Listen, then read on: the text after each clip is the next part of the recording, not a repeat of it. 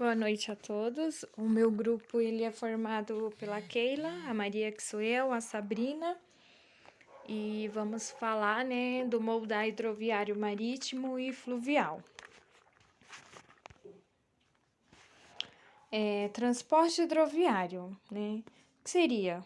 Que também é conhecido, chamado de transporte aquaviário, São aqueles transportes que se locomovem através de mares ou rios, do qual permite a locomoção de mercadorias, e de passageiros também. Esses transportes podem ser navios, pode ser barcos ou até mesmo balsas. No Brasil, constitui por volta de 7 mil quilômetros de vias marítimas.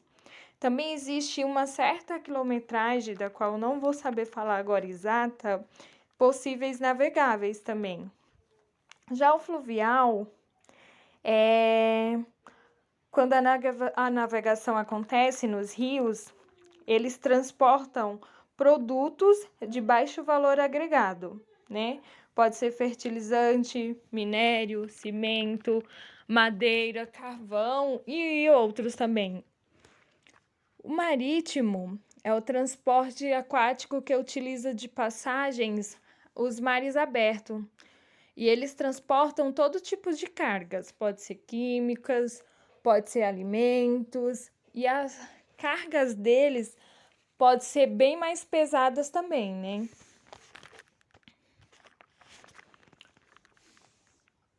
O transporte representa também um dos elementos mais importantes de uma empresa, se tratando da logística, de uma estratégia logística. Agora eu vou falar um pouco do órgão regulamentador desses tipos de transporte, que segue a estrutura do Estado. O Ministério do Transporte, que tem a missão de criar para o país infraestrutura viária adequada, garantir a operação ser segura do transporte, dos bens e de pessoas também. Ele conta com a ajuda do SIC, que seria o Serviço de Atendimento ao Cidadão, e o ANTAQ. O objetivo, a finalidade do ANTAQ é regulamentar, é também supervisionar e fiscalizar a prestação de serviço de transporte aquaviário e da exploração da infraestrutura aquaviária, tá? E existe também os desafios nesse tipo de moldal, que além da poluição, existe o encalhe. Recentemente, não muito longe, passou uma reportagem de um navio, que estava encalhado. A infraestrutura nas rotas. Meu nome é Sabrina Salles e eu vou estar falando um pouquinho sobre o modal marítimo. Bom, é uma das modalidades de transporte aquáticos que ocorre nos mares e oceanos por meio de embarcações, navios, barcos e transatlânticos, com o objetivo de transportar cargas a curta e a longa distância. Esse modal é um dos meios de transporte mais antigos do mundo. Com o passar dos anos, esse tipo de transporte passou por inovações no campo tecnológico, resultando em diversas mudanças, tornando essa modalidade muito comum no deslocamento de cargas, representando aproximadamente 90% dos serviços de transportes fora do país. Tudo isso devido ao seu baixo custo. Principais características do modal marítimo, as duas classificações de percurso, que é o longo curso e a cabotagem. A cabotagem é a navegação entre dois portos do mesmo país. E o longo curso, também chamado como percurso internacional, que é realizado entre portos de diferentes países. Vantagens e desvantagens do modal marítimo. Como vantagens temos o custo, por ser muito barato, principalmente quando comparado ao transporte aeroviário, as viagens distintas, por é capaz de alcançar lugares muito distantes, desde que sejam banhados por mares, cargas grandes, pois tem uma elevada capacidade de cargas por viagem, o que o torna o principal meio de transportes cargueiro do mundo, e por ser um dos principais modal mais seguro, visto que um navio tem menos chances de sofrer ataques do que por um meio de transporte terrestre, por exemplo, que está mais suscetível a roubos.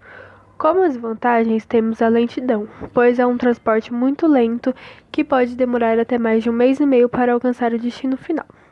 Também temos altos investimentos, pois requer muitos investimentos em manutenções de grandes navios, reformas e atualizações de engenharias em portos, obra de drenagem, criações de canais, etc. Esses investimentos são importantes para a viabilização e manutenção do transporte. E as limitações de embarque. Essas limitações quanto ao embarque de cargas de pessoas, visto que isso é possível em locais especiais, como porto e embarcadoras, né? Não é em todo lugar que você pode desembarcar. Tipos de embarcações.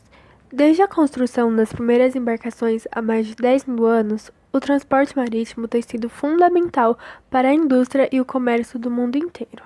Aqui eu vou listar alguns dos principais navios para cargas. Em primeiro temos o navio graneleiro, que os navios graneleiros, como indica o próprio nome, foram feitos para transportar mercadorias a granel, como grãos em geral, como milho e soja, açúcar, minérios, carvão, fertilizantes. Os graneleiros possuem grandes escotilhas hidráulicas que cobrem os porões, onde os produtos são armazenados sem a contagem de unidade, embalagens específicas e identificação de alguma marca comercial. Eles vão carregar e descarregar em terminais portuários especiais para esse tipo de carga. Temos em segundo lugar o navio-tanque. O navio-tanque é utilizado para o transporte de substâncias líquidas. É um tipo de navio projetado e construído para transportar a granel qualquer produto líquido. Assim como produtos químicos industriais, esses navios também costumam transportar outros tipos de cargas sensíveis que exigem um alto padrão de limpeza de tanques, como óleos comestíveis, óleos vegetais e metanol. Temos também o navio petroleiro. É um tipo de navio-tanque, só que construído especificamente exclusivo para o transporte de petróleo e seus derivados, não podendo ser utilizado para acondicionar outros tipos de líquido. Este navio é usado para transportar não só o petróleo bruto, mas também seus derivados, podendo carregar mais de 40 mil toneladas de combustíveis.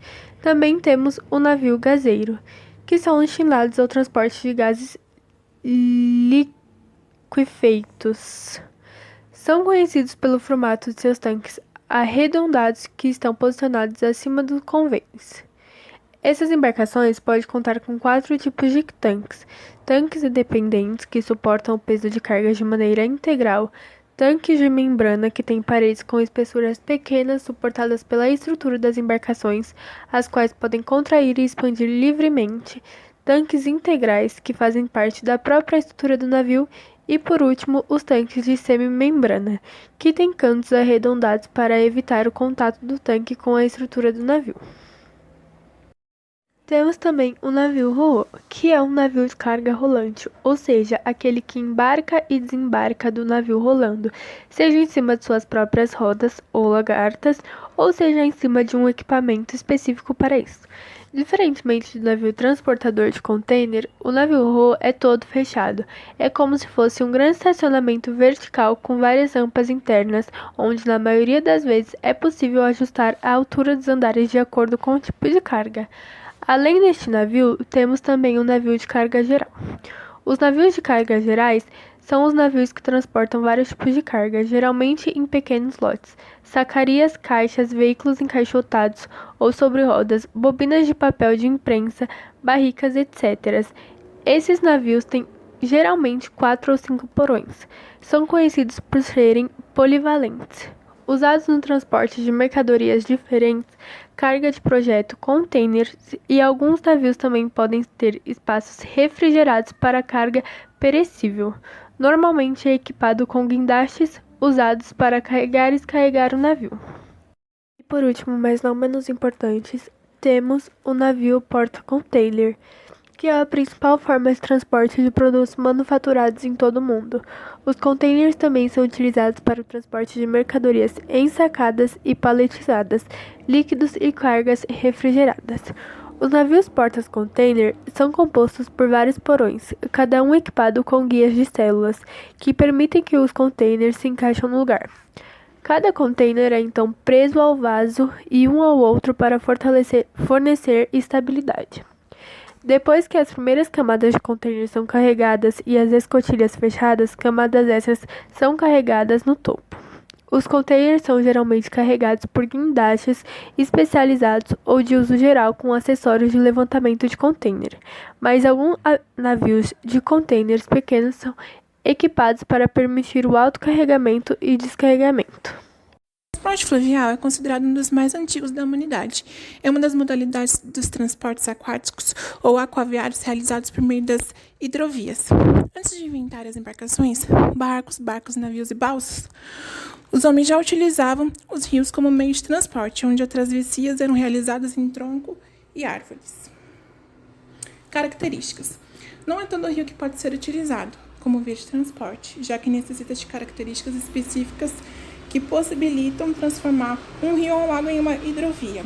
Para a navegação fluvial se desenvolver eficiente, é preciso levar em conta os aspectos de caráter natural, como os períodos de cheias e vazantes dos rios, ambas relacionadas ao volume de água, que sofrem variações e que interferem na navegação. Vantagens e desvantagens.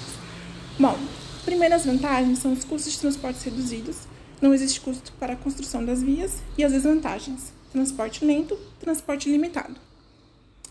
Tipos de carga fluvial.